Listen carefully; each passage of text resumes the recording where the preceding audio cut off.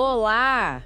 Que bom ter vocês conosco. Nós somos uma IA desenvolvida pelo site Ponto Geek. Curadoria de conteúdo humana por Gordo Geek. Eu sou o Eduardo. E eu sou a Jéssica. Bem-vindos à nossa análise de hoje. A gente vai fazer um mergulho fundo na Neuralink. Sabe, a empresa do Elon Musk que basicamente quer conectar nosso cérebro com computadores. Exato. A gente separou bastante material, fontes diversas, porque a ideia aqui é ir a fundo mesmo, sabe? Detalhar a história, a tecnologia, os desafios, tudo. Sem resumo corrido, porque nos pediram essa análise minuciosa. Perfeito. Então, vamos começar pelo começo, né? Como é que essa história toda da Neuralink surgiu? Olha, a Neuralink foi fundada oficialmente em 2016. Começou lá em São Francisco, depois mudou para Fremont, também na Califórnia, e agora parece que tem planos de expandir para Austin, no Texas. E quem estava por trás disso, além do Musk? Porque nunca é uma pessoa só, né? Não mesmo. Foi o Musk e uma equipe, assim, de peso. 8 cofundadores, incluindo nomes como Max Hodak, que depois saiu, Benjamin Rappaport, Dongjin Seo, gente fera em neurociência, bioquímica, robótica, um time bem interdisciplinar desde o começo. E o nome Neuralink sempre foi esse? Curioso isso, né? O nome Neuralink já existia. Eles compraram a marca em 2017 de outros pesquisadores Pedra Mohassini e Rudolf Nudo, que tinham uma startup com esse nome desde 2015, atuando na mesma área. Que coincidência! E desde essa época, 2016, 2017, eles já estavam focados nessa ideia de interface cérebro-computador? Sim, desde o início. O foco sempre foi desenvolver essas BCIs, né, as Brain Computer Interfaces, com alta capacidade de dados. Inicialmente, a promessa era tratar doenças neurológicas sérias, mas claro, com a visão de longo prazo do Musk sobre, aprimoramento humano e tal. Entendi. E como é que estava o mundo, assim, o cenário geral lá em 2016, quando eles começaram? Economicamente, tecnologicamente? Economicamente, o mercado de neurotecnologia já era significativo. Falava-se em uns 7,6 bilhões de dólares globalmente, com projeção de crescimento rápido para, 12 bilhões até 2020. Tinha vários segmentos, neuromodulação era o maior. Bastante dinheiro já naquela época. Sim, e tecnologicamente, socialmente, era um momento de muito burburinho sobre inteligência artificial, né? E aí entra a visão do Musk, aquela preocupação dele com a IA se tornando uma ameaça existencial e a necessidade de uma simbiose entre humanos e máquinas. A ideia de não sermos deixados para trás pela IA. Exato. E ele até se inspirou muito na ficção científica, naquele conceito de Neural Lace, do Ian Banks. Mas, por outro lado, a neurociência também tinha um histórico meio sombrio, né? Com experimentos controversos, tipos do José Delgado, nos anos 60, com o touro controlado por implante, e a má fama da lobotomia. Então tinha um misto de otimismo e cautela. Faz sentido. E quais foram os primeiros passos concretos, os primeiros produtos que eles mostraram? Olha, o desenvolvimento inicial, antes mesmo do Musk comprar a marca, já focava em lesões cerebrais.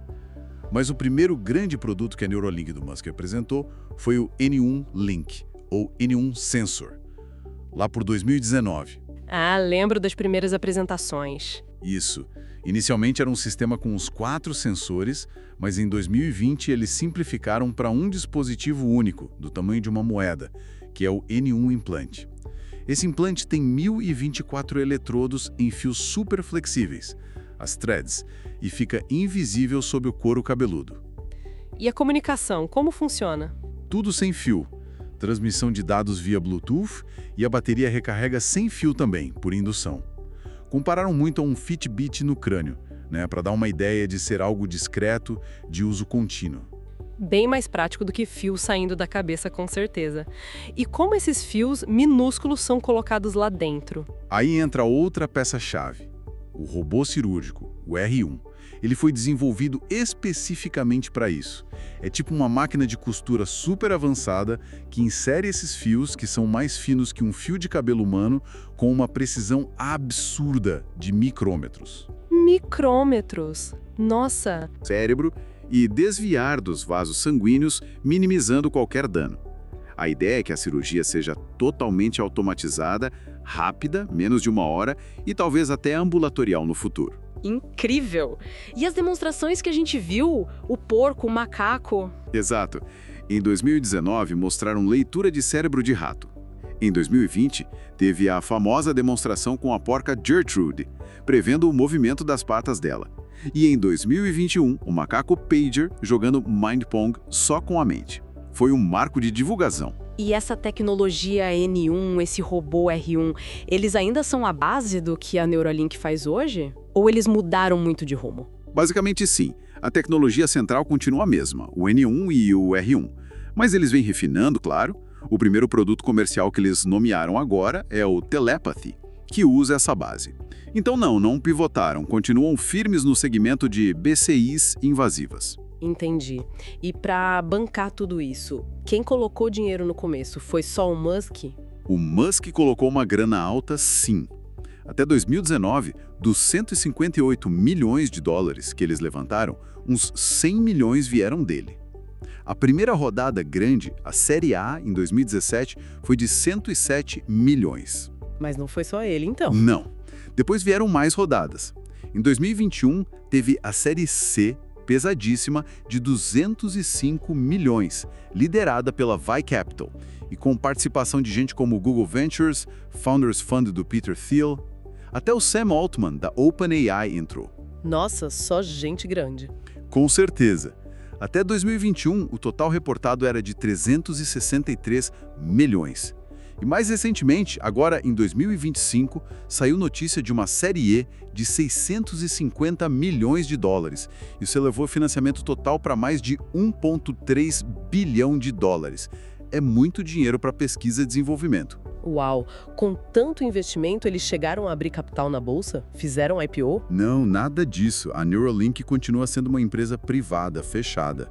O Musk detém a maior parte. Um IPO parece bem improvável no curto prazo, sabe? Um investimento direto é mais restrito para investidores qualificados, via fundos específicos e tal. Entendido. E nesse mercado de interface cérebro-computador, eles estão sozinhos ou tem muita gente correndo atrás também? Ah, tem concorrência forte, sim. Desde o início e agora mais ainda. Tem a BlackRock Neurotech, por exemplo, fundada lá em 2008, que é considerada uma líder na área. Usa um implante diferente, o Utah Array, e já tem bem mais implantes em humanos, cerca de 40. 40? Bem mais que a Neuralink, então. Sim, em número de pacientes, sim. Tem a Synchron também, que talvez esteja até mais avançada nos ensaios clínicos, com os 10 pacientes. A abordagem deles é diferente, menos invasiva. Eles entram pelos vasos sanguíneos para colocar o dispositivo perto do cérebro. Interessante essa abordagem endovascular. Pois é. E tem a Precision Neuroscience, que foi fundada por um ex-Neuralink, o Benjamin Rappaport, com um foco grande em segurança e mínima invasividade.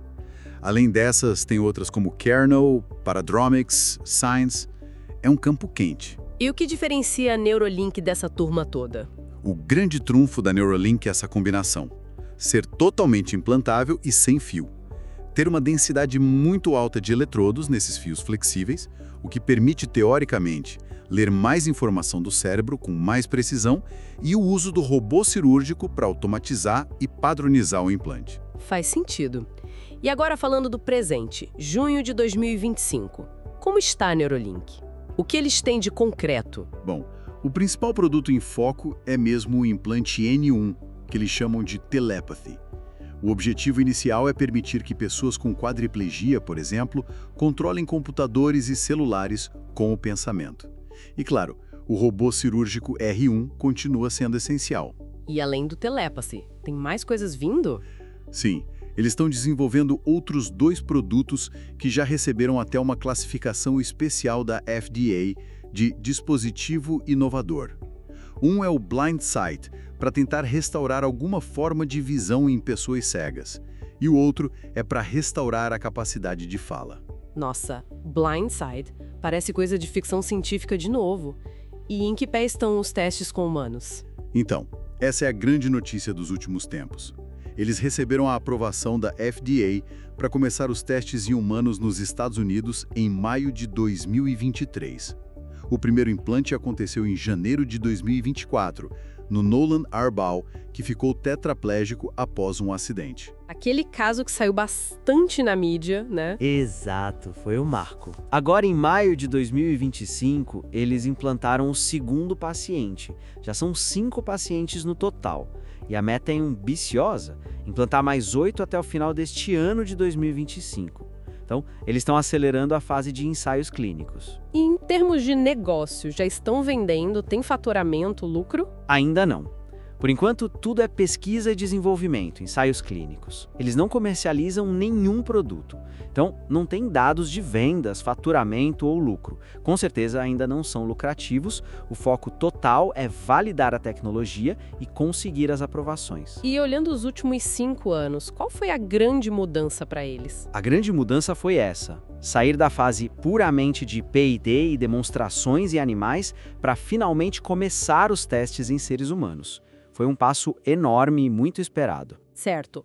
E nesse mercado de BCIs, qual o tamanho da fatia da Neuralink? Eles têm qual percentual? É difícil cravar um percentual exato porque eles ainda não vendem, né? Mas, olhando o mercado global de BCI, as estimativas para 2024 giram em torno de 2,87 bilhões de dólares, com projeções bem otimistas, tipo 15 bilhões até 2035. É um mercado com potencial. Muito. Mas um detalhe importante: a maior parte desse mercado hoje, tipo uns 82%, é de BCIs não invasivas, aqueles capacetes com eletrodos por fora, sabe? A Neuralink atua no nicho das invasivas, que é menor em volume hoje, mas tem um valor potencial muito alto por aplicação médica direta. Entendi. Então, em número de pacientes, como você disse, eles estão atrás da BlackRock e da Synchron. Exato. Mas mesmo assim, a Neuralink já é listada como um dos principais players, por causa da tecnologia, do investimento e, claro, da visibilidade que o Musk traz. Falando em investimento, e o valor da empresa? Já que não tem ação na bolsa, como se estima isso? É estimado em rodadas de investimento. Em 2023, a avaliação era de cerca de 5 bilhões de dólares. Mas agora, para essa rodada Série E de 2025, a notícia que saiu foi de uma avaliação pré-investimento de 9 bilhões de dólares. 9 bilhões? É muito dinheiro para uma empresa que ainda não vende nada? Com certeza. Mostra a expectativa enorme que os investidores têm no potencial da tecnologia. Sobre pico histórico ou pior momento, em termos de valor, é difícil saber. Por ser privada, não temos esses dados públicos. Claro. E recapitulando os segmentos, o foco principal hoje é? O foco principal é, sem dúvida, a neurotecnologia médica. O alvo inicial são pessoas com paralisia severa, como tetraplegia por lesão medular, ou ELA, esclerose lateral amiotrófica. É o nicho das BCIs invasivas de alta resolução para restaurar funções perdidas. Mas a visão do Musk vai além disso, né? Ah, sim. A visão de longo prazo dele é bem mais ampla. Ele fala abertamente em aprimoramento humano, melhoria cognitiva, aquela simbiose com a IA, e também menciona tratar uma gama enorme de outras condições: Alzheimer, Parkinson, cegueira, surdez, até obesidade, autismo, depressão. Embora algumas dessas aplicações sejam bem mais especulativas e até controversas, né? Imagino. E quais são os maiores desafios que eles têm pela frente para chegar lá? São muitos e bem grandes. O primeiro é o desafio regulatório. Conseguir a aprovação final da FDA para comercializar o produto nos Estados Unidos é um processo longo, complexo, pode levar mais de 10 anos. Eles já tiveram algumas idas e vindas com a FDA no começo. Preocupações sobre a bateria de lítio, a possibilidade dos fios migrarem no cérebro, como remover o dispositivo com segurança. E a segurança da tecnologia em si? E esse é outro desafio crucial. A gente viu aquele problema com o primeiro paciente, né? Alguns fios se retraíram do cérebro, o que diminuiu a performance do implante. Eles precisam garantir que isso seja estável, seguro, confiável no longo prazo, por anos e anos dentro do corpo de alguém. E as questões éticas? Isso sempre pega nesse campo. Pega muito. O bem-estar animal nos testes pré-clínicos foi um ponto de muita crítica e até investigações federais.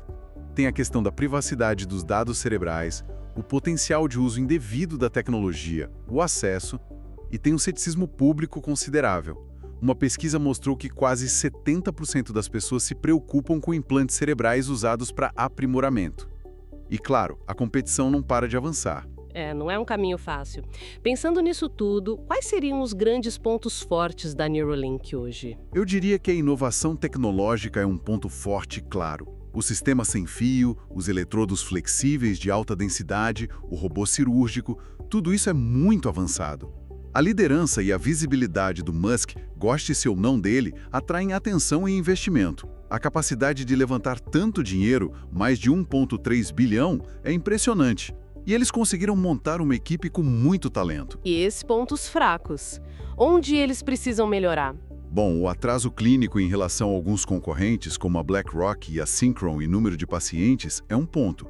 Os problemas de segurança e confiabilidade que apareceram, como a retração dos fios, geram dúvidas. As controvérsias éticas, especialmente com os testes em animais e algumas questões de qualidade apontadas pela FDA, mancham um pouco a imagem. A dependência do Musk também pode ser vista como um risco. Sim, muitos analistas apontam isso.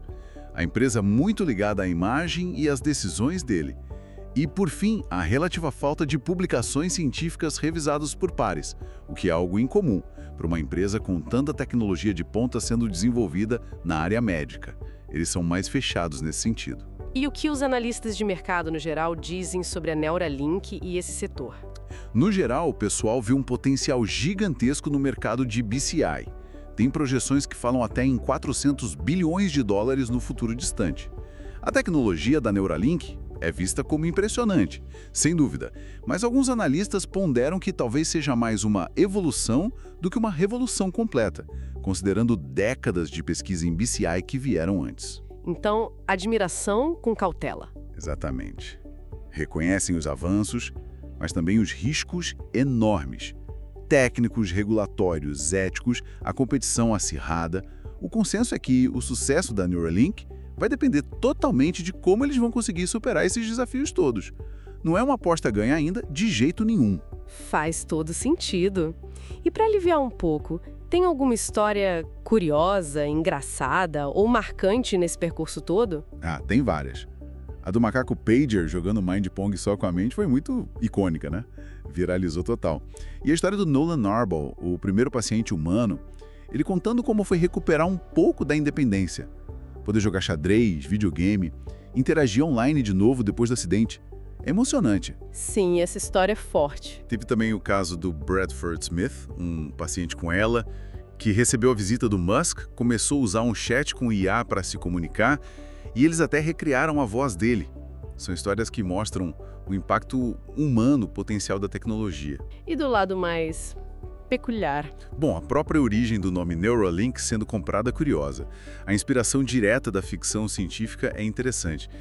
E o passado meio dark das BCIs, com o Dr. Delgado e o Touro, ou a história real que inspirou o livro O Homem Terminal, do Michael Crichton, dá um ar meio chapéu de alumínio para quem olha de fora, né? E as comparações que fazem com o Meta, Zuckerberg e os óculos de realidade aumentada, tipo, quem vai conectar o quê primeiro na nossa cabeça? É verdade. E quais foram os momentos de maior aperto, de maior dificuldade para eles até agora? Sem dúvida. A controvérsia sobre os testes em animais foi um período muito difícil. Relatos de mortes de macacos, investigações federais pelo Departamento de Agricultura dos Estados Unidos, críticas pesadas de grupos de direitos dos animais, isso pegou muito mal para a imagem da empresa. Imagino. E tecnicamente? A falha técnica com o Nolan Arbog, a retração dos fios, foi um baque. Precisaram ajustar o software para compensar a perda de dados, isso logo no primeiro paciente humano público. Não foi bom. E antes disso, a própria rejeição inicial da FDA para iniciar os testes em humanos, junto com problemas de controle de qualidade e documentação que a agência apontou, também foram momentos de tensão interna, com certeza. E a saída de cofundadores importantes como Benjamin Rapoport? Sim, a saída dele e de outros nomes importantes, alegadamente por preocupações com a velocidade versus a segurança no desenvolvimento, também sinaliza momentos de conflito interno e dificuldade em alinhar a visão e os métodos. Entendi. E em termos de mercado geográfico, onde a Neuralink está focando suas operações e testes? É só nos Estados Unidos? O foco principal é, sim, os Estados Unidos.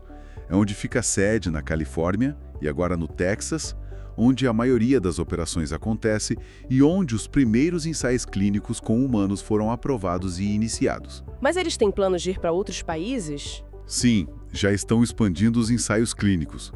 Há notícias de aprovações ou inícios de testes também no Canadá, especificamente em Toronto, nos Emirados Árabes Unidos, em Abu Dhabi e no Reino Unido. Então há uma movimentação para ter presença global nos testes. E América Latina? Brasil, alguma coisa? Por enquanto, não há nenhuma informação pública sobre operações, planos específicos ou ensaios clínicos na América Latina ou no Brasil. Parece que o foco inicial é mesmo em mercados com infraestrutura médica e regulatória mais avançada para esse tipo de tecnologia. E como não vendem nada, não dá para falar em receita por região. Certo. Olhando para trás, quais você diria que foram os principais acertos da Neuralink até agora? Eu acho que o maior acerto foi conseguir realizar o primeiro implante humano e as demonstrações subsequentes com o Nolan Arbol, mostrando que a tecnologia, apesar dos desafios, funciona na prática. Isso foi uma validação fundamental. O desenvolvimento de um sistema BCI que é totalmente sem fio e totalmente implantável também é um acerto tecnológico importante. E do ponto de vista regulatório ou estratégico? Conseguir a designação de Breakthrough Device da FDA para os futuros dispositivos de fala e visão foi um acerto estratégico. Isso pode acelerar o processo de revisão pela agência. E, claro, a capacidade contínua de atrair financiamento massivo e talentos de ponta, apesar das controvérsias, é um testemunho de que algo eles estão fazendo certo na visão dos investidores e engenheiros. E do outro lado da moeda, os principais erros, o que eles poderiam ter feito diferente? O principal erro, na minha visão e na de muitos críticos, foi a condução dos testes em animais.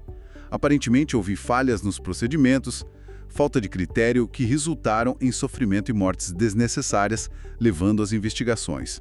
Isso poderia ter sido conduzido com mais cuidado e transparência. Os problemas de controle de qualidade apontados pela FDA também indicam erros internos de processo. E tecnicamente ou na comunicação? As publicações revisadas por pares é vista como um erro estratégico por parte da comunidade científica. E, por fim, a definição de expectativas e cronogramas muitas vezes excessivamente otimistas por parte do Musk, que depois não se cumprem, acaba prejudicando a credibilidade a longo prazo. É um balanço complexo.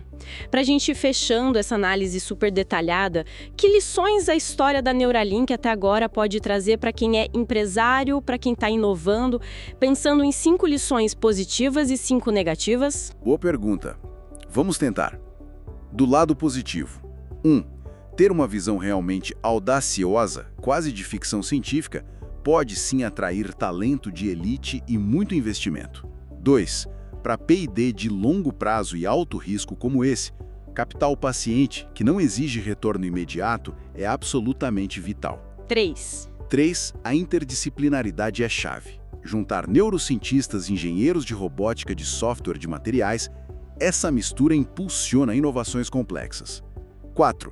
Demonstrações tangíveis, mesmo que em fases iniciais como o macaco jogando Pong, são poderosas para engajar o público e investidores.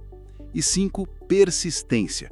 Superar barreiras regulatórias e técnicas gigantescas exige muita resiliência. E as lições negativas? O que não fazer? Primeiro, em áreas críticas como a médica, a segurança e a ética, tem que vir antes da velocidade a qualquer custo. Correr demais pode ser desastroso. Segundo, gerenciar expectativas de forma realista é crucial. Prometer demais e entregar de menos repetidamente mina a credibilidade. Terceiro, transparência científica constrói confiança. Esconder dados ou evitar o escrutínio da comunidade científica pode gerar desconfiança. Quarto, depender excessivamente de uma figura central, por mais brilhante que seja, é um risco enorme para qualquer organização. E 5, ignorar ou minimizar questões éticas como o bem-estar animal ou privacidade pode gerar reações adversas fortíssimas e prejudicar a empresa a longo prazo. Ótimas lições, tanto positivas quanto negativas, um aprendizado valioso dessa história. Sem dúvida. A Neuralink hoje está numa posição fascinante. É pioneira em certos aspectos, extremamente controversa em outros, está num ponto crítico com a expansão dos ensaios em humanos e essa avaliação bilionária nas costas. É muita pressão e muita promessa ao mesmo tempo. Exatamente. E para deixar uma última provocação no ar, algo que a gente não tocou diretamente, mas que todas essas fontes sugerem, à medida que essa linha entre biologia e tecnologia fica cada vez mais tênue, com interfaces como a da Neuralink, qual será o próximo passo na nossa própria definição do que significa ser humano, quando a própria mente puder, quem sabe um dia, diretamente atualizada ou conectada a uma inteligência externa? Fica aí a reflexão. Esperamos que essa nossa discussão detalhada tenha sido útil e, claro, interessante para quem nos ouve. E se você gostou, não esquece, deixa seu comentário, curte, compartilha com os amigos, isso ajuda muito a gente a continuar trazendo essas informações e análises. É isso aí. Muito obrigado pela companhia e até a próxima. Tchau!